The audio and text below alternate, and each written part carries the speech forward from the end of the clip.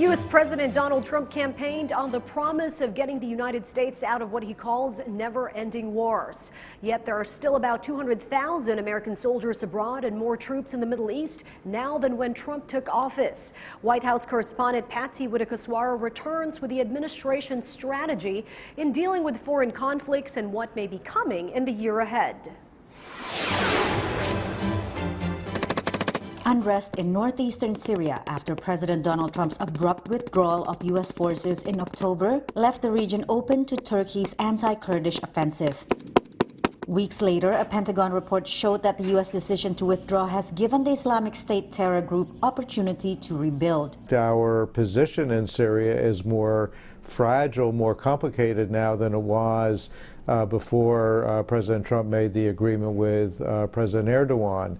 Trump has relocated troops from Syria to Iraq, where there are now about 6,000 American soldiers. But he is leaving a few hundred behind to protect Syrian oil fields from an IS takeover. The caliphate has lost most of its territory in Iraq and Syria. However, terrorism and violent extremism is still a serious threat. Is there stability in the region that ensures we will not need to deploy forces or we don't face the risk of future military action? No. Yet the president often boasts he has succeeded in fighting IS and killing its leader Abu Bakr al-Baghdadi, including during his unannounced November visit to see troops in Afghanistan. 2,000 troops have been withdrawn from Afghanistan, with 12,000 remaining. Peace talks with the Taliban are ongoing.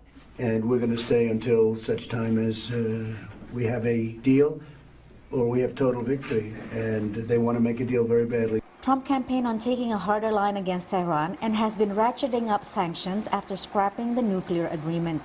The president sent 3,000 troops to Saudi Arabia after a September attack on oil facilities that Riyadh blames on Iran. Months earlier, he vetoed bipartisan efforts in Congress to end Washington's support of Saudi's war in Yemen. Critics say the moves collectively do not add up to a clear foreign policy. We don't have a clear strategy for ending that conflict.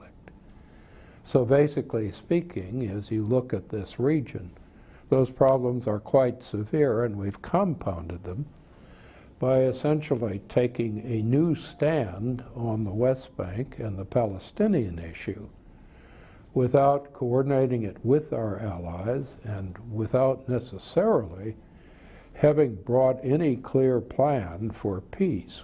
Meanwhile, the U.S. has 28,000 troops in South Korea to deter its neighbor.